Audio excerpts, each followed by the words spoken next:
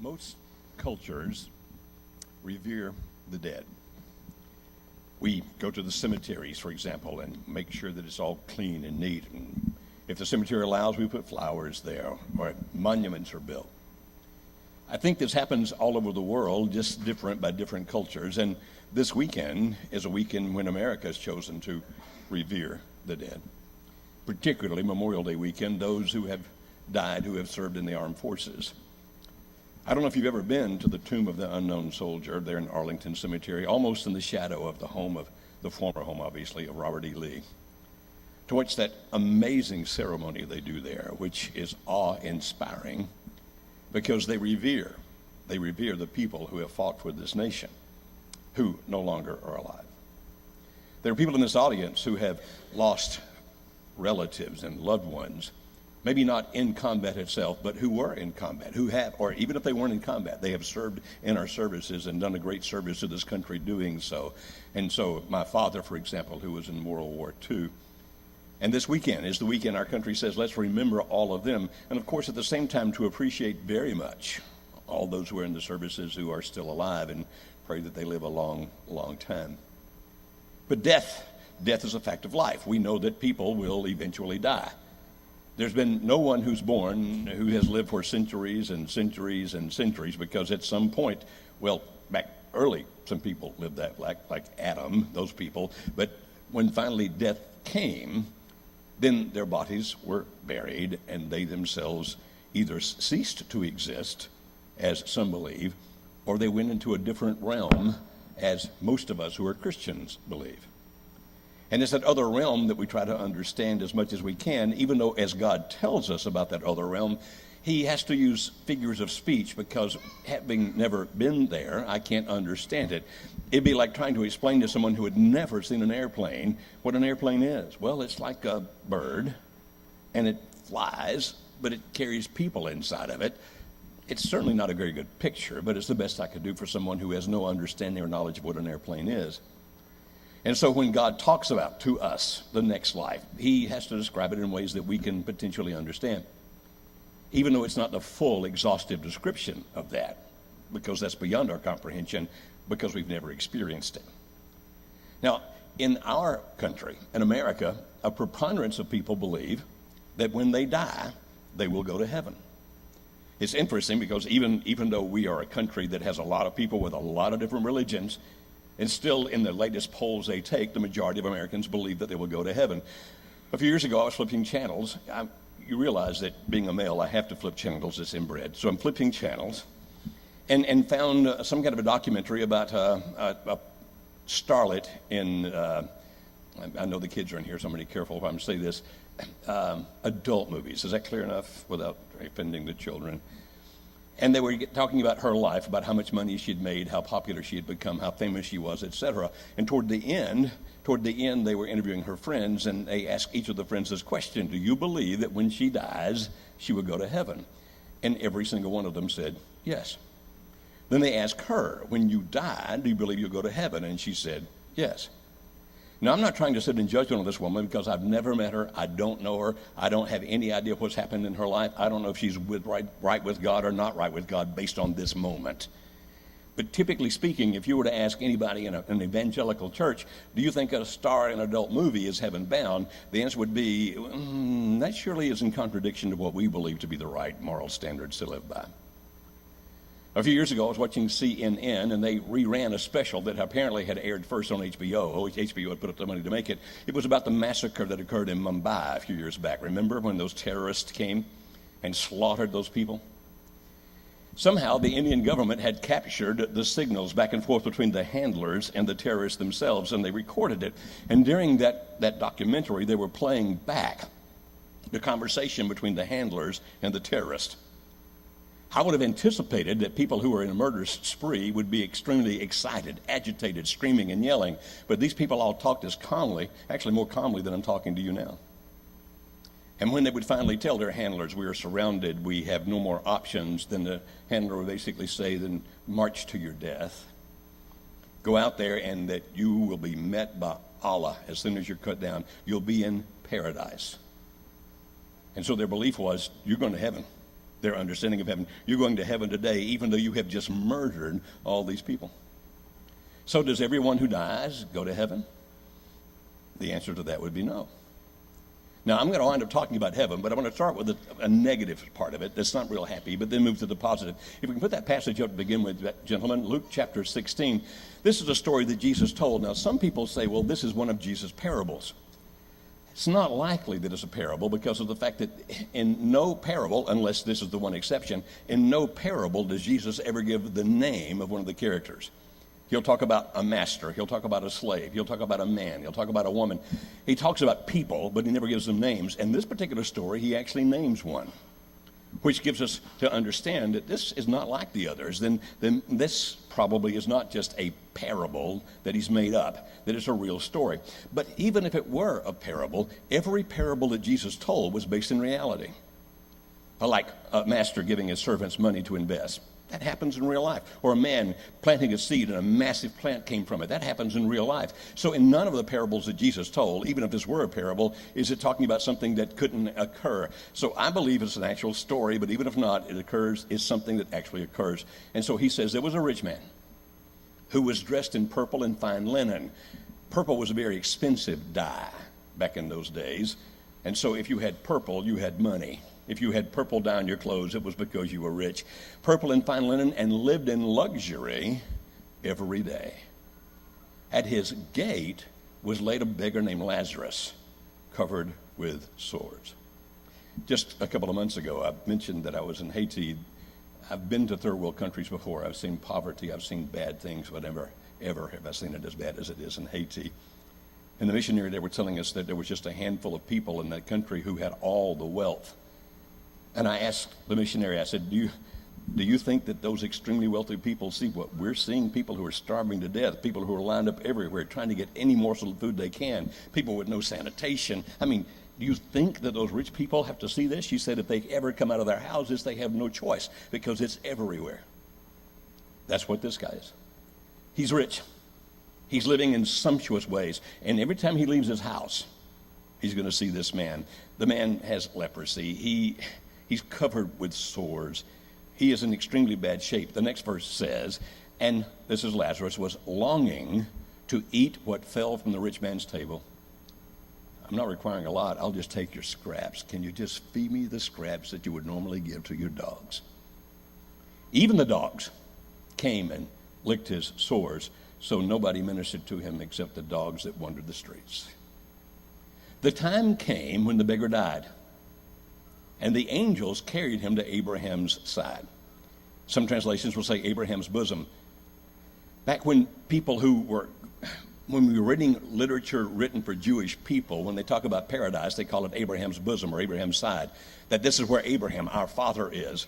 And so this is paradise he's talking about. And so this man dies, and he's met by the angels. By the way, that's consistent with other New Testament teachings that what will happen when we die, when every person dies, he or she is met by angels who escort them to wherever they're going next. By the way, the angels meet the good people and escort them to one place. The angels meet people who are not saved and escort them to a different place. They carried him to Abraham's side. The rich man also died and was buried, meaning obviously that his body now is in the ground. So what happens next is not the physical body. In hell, and again you may read some translations, it'll call it punishment or Tartarus. The understanding of the people was that when you die, you enter the world of the dead, and the world of the dead has two sides. One is paradise, which the Jewish people would call Abraham's bosom. The other side was punishment or Tartarus, or hell, if you will. But in this place, which is not the hell that will exist for eternity, which is not the heaven or paradise that will exist for eternity, it's an interim place. It's the place that people go to before all comes to an end and everything is restored. We've been talking about that the past few weeks, what it means. I've been going through Acts 3:21 and Romans chapter 8 and many other passages, showing you the verses that says there will be a new heaven and a new earth at the restoration of all things, sometimes referred to as the renewal of all things. So there's an interim place. Now, these are people who are not in the body. We know that because his body was buried. You saw that.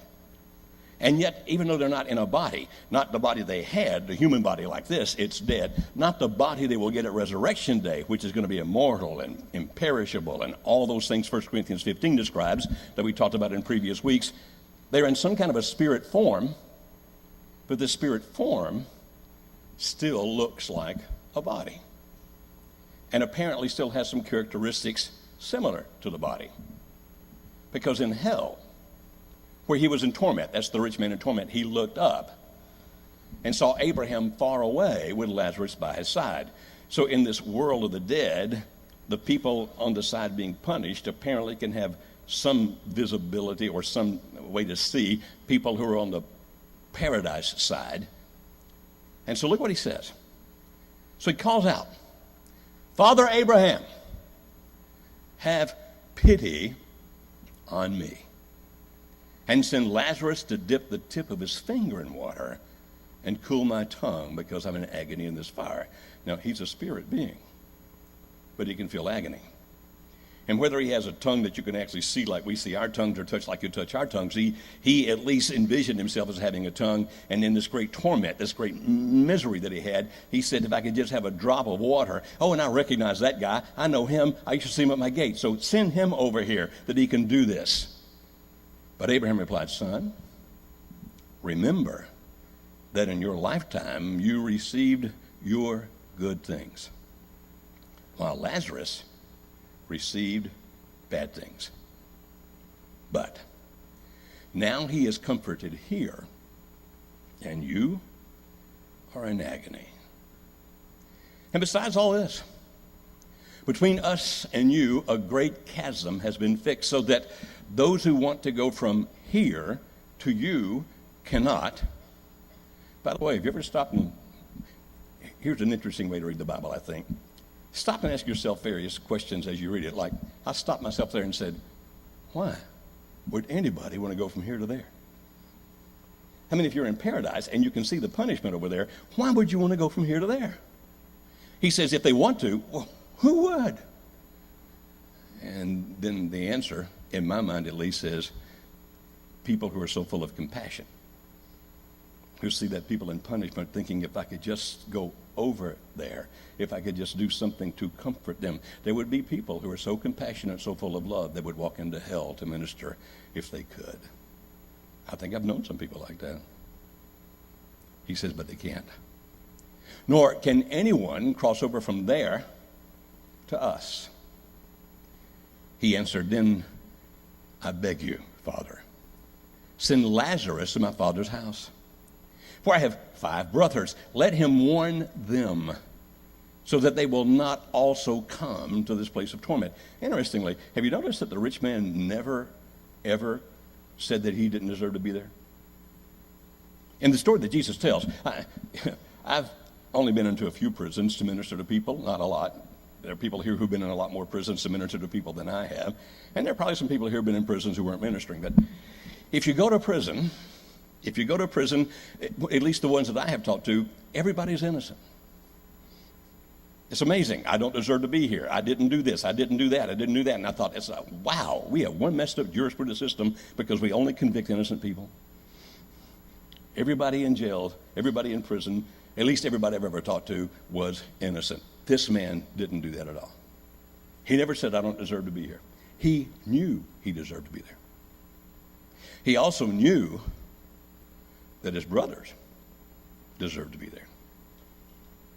He knew that their lifestyle was very similar to his lifestyle, which was selfish, egotistical, not caring about other people, wanting only what you want for you. He knew that his brothers were just like him. He knew that when his brothers died, they were coming where he was. Abraham replied, they have Moses and the prophets. Basically, the way we say that is, they have the Old Testament. The New Testament, of course, had not been written at that time. Let them listen to them. No, Father Abraham, he said, but if someone from the dead goes to them, they'll repent. He said to him, if they do not listen to Moses and the prophets, they will not be convinced, even if someone rises from the dead. Now, interestingly, I'm not so sure in that passage when Jesus is teaching, he's talking about Lazarus going back from the dead. Now, this is not the Lazarus that he later raised from the dead. There's no indication that there's any connection between those two people. Various people can have the name Lazarus, just like various people have the name Joe or John, you understand? But it could be that here he's not saying they wouldn't listen to Lazarus if he went back. Listen when he says, they will not be convinced even if someone rises from the dead. Think about it from our time, our culture, our perspective. Who rose from the dead that they still don't listen to? He's saying if they won't believe the Scripture, then why would they believe anything else? I've given you what I have. Now, in this story, it indicates that there's a world of consciousness, that these people have not ceased to exist. They're not in the body form that we would understand. They, at least not this body. They're not in the new body. They'll get resurrection day, but at least they're in some kind of form that still apparently appears to be human. So he would talk about his tongue and fingers and those kinds of things. Now, I hate to start off by talking about negative by saying, well, there is a place called hell. There is a place called punishment. And come the end of all things, that temporary abode where the paradise and punishment are side by side will not be that way anymore, because the people who are in the paradise side will come to get their new bodies and will live on the new earth. And wherever that other place is, apparently is not going to be nearby. It's going to be someplace else. But that's where they are in the meantime. Now, a couple of things I want to show you about that, because there's so many different things about heaven we could talk about, and this is the last Sunday I'd scheduled to do this, so I'm trying to wrap up some thoughts here with this story and what we go into next. In hell, for those who go, there are different degrees of punishment. Now, you might be thinking, why are you talking about hell? So I can talk about heaven in a minute. But in hell, there are different degrees of punishment. Look at this next verse, if you will. It's in Matthew, beginning in chapter 11. Then Jesus began to denounce the cities in which most of his miracles had been performed because they did not repent. Now, as he gives the city's name and talks about the city, obviously he's referring to the people who live in that city. So he says, "Woe to you, Chorazin." That was about 2 miles north of Capernaum. He said, "Woe to you, Chorazin. Woe to you, Bethsaida. If the miracles that were performed in you had been performed in Tyre and Sidon, they would have repented long ago in sackcloth and ashes. But I tell you, it'll be more bearable for Tyre and Sidon on the day of judgment than for you. And you, Capernaum, will you be lifted up to the skies? No. You'll go down to the depths. If the miracles that were performed in you had been performed in Sodom, it would have remained to this day. But I tell you that it'll be more bearable for Sodom on the day of judgment than for you." Now, if you read that passage, you hear him talking about people who are not going to heaven, people who are lost. But he's saying you guys are going to have a worse judgment than those guys because you had more opportunities. I worked miracles in you that should have led you to me, but in your hardness of heart, in your rejection of God, and your lack of faith, you turned against it. If that had happened in Sodom, some of those people would have changed. As a matter of fact, maybe enough. Remember the deal God made with Abraham? If I can just find 10 righteous people there, you won't destroy the city? Enough would have been repented that the city wouldn't have been destroyed. And so it's going to be worse for you.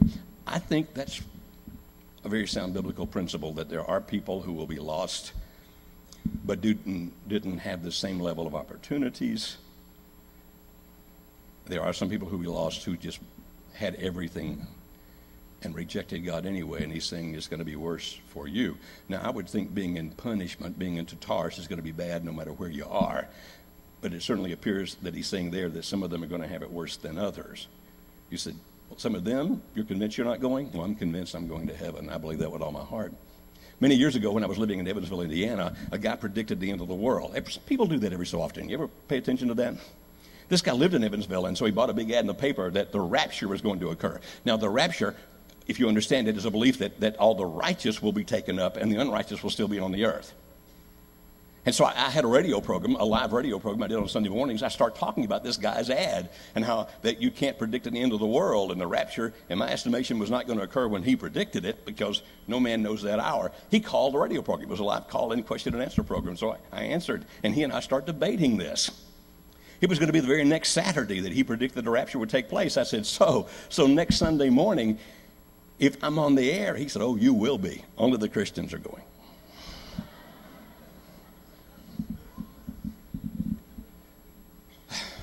I intend to be in heaven. One of the reasons I want to be there is just to really mess up those people who think I shouldn't be. Now, the next thing If there are degrees of punishment, then there are also degrees of reward. So in 1 Corinthians chapter 3, beginning in verse 8, the Apostle Paul would write, the man who plants and the man who waters have one purpose. Now, I'm setting the stage for you. He just talked about how he had gone in and planted the seed, and then Apollos had come in and actually conducted the revival based on the seed that Paul had planted. And so Paul planted the seed, but now the church was growing because of Apollos there preaching. So he's the one who plants. Apollos is the one who waters. He said we both have one purpose, and each, catch this now, each will be rewarded according to his own labor. Now, stop right there. We go, whoa, wait a minute. Whoa. Don't we believe that you can't work your way to heaven? Yes, I believe that. Don't you believe that salvation is by grace through faith, and that not of ourselves, not by works, so that no man could boast? That's what Ephesians 2:8-9 says. Then what does it mean? Is he saying we work our way to heaven? No. Heaven is awarded, salvation is awarded to people who place their faith in the Lord Jesus Christ. That's a given. But now, on that new earth, the new heaven and new earth, there are different levels of reward. Now, I'll be happy just to be there. But there are different levels of reward. He says each will be rewarded according to his own labor. For we are God's fellow workers. Fellow workers? Does God need me? Obviously, God doesn't need me. God can do whatever he wishes to do, and he doesn't have me to do it. But he wants me to be his fellow worker, where I'm doing things for God, doing things with God as his fellow worker. You are God's field, and then he decides to change the picture. You're God's building.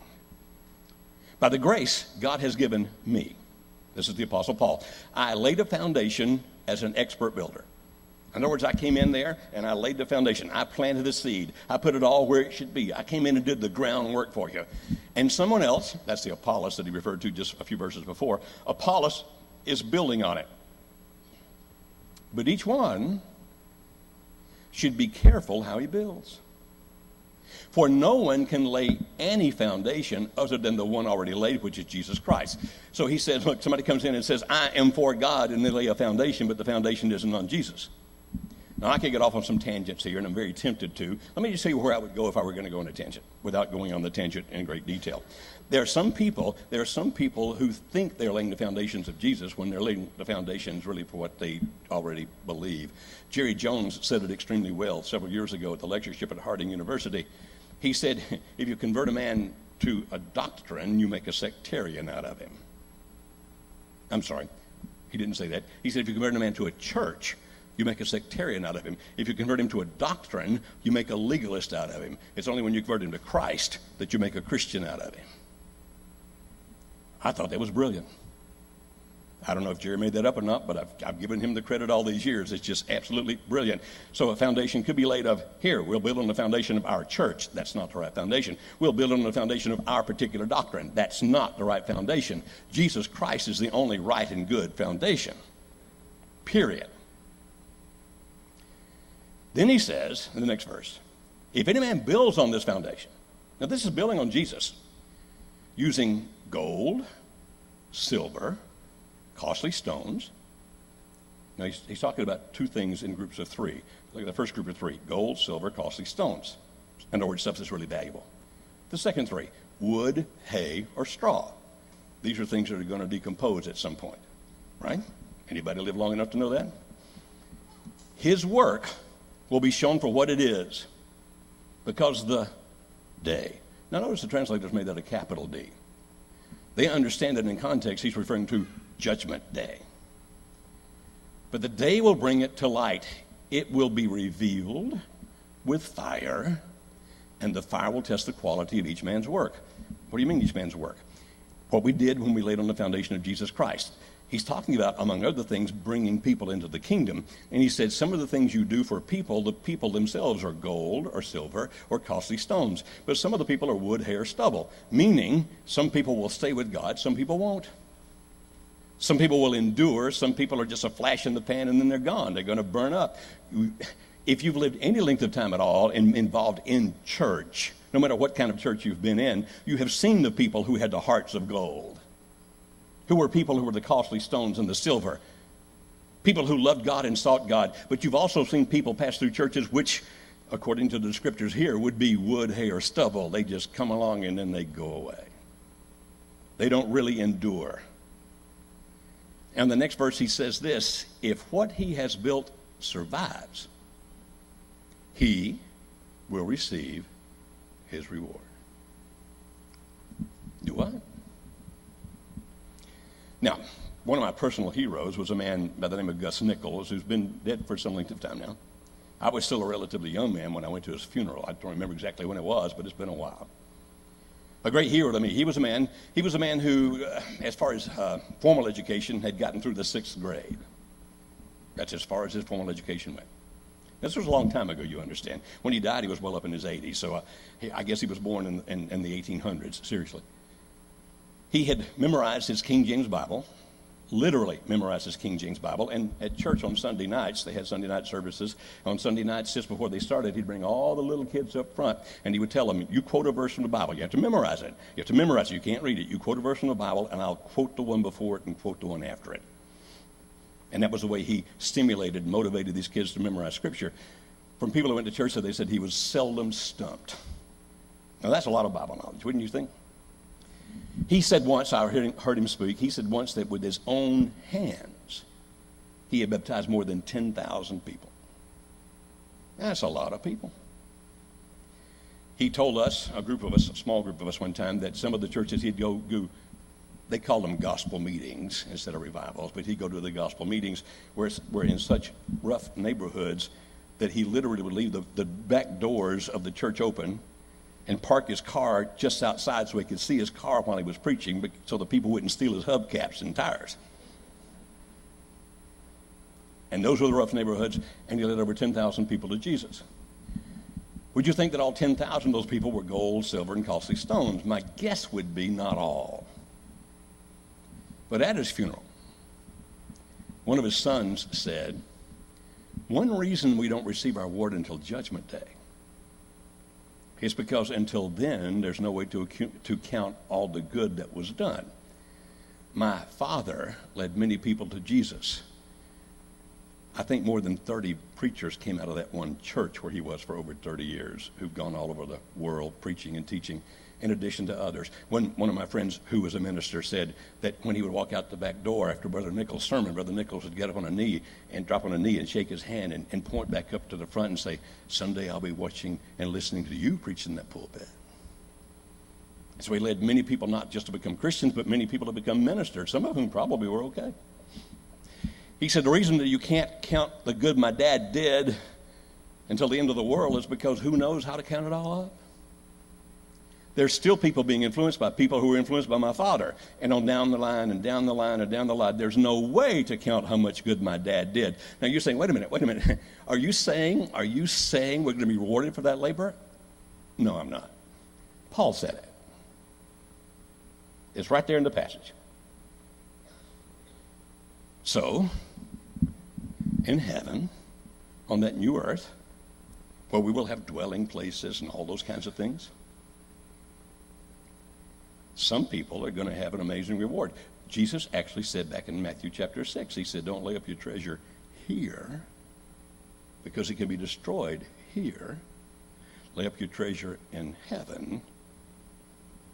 So yes, some people are going to have an amazing award. Let's go to that last verse there, gentlemen. I'm almost out of time. There we go. 1 Timothy chapter 6, verse 17. Paul writes to Timothy and says, command those who are rich in this present world. By the way, God never condemns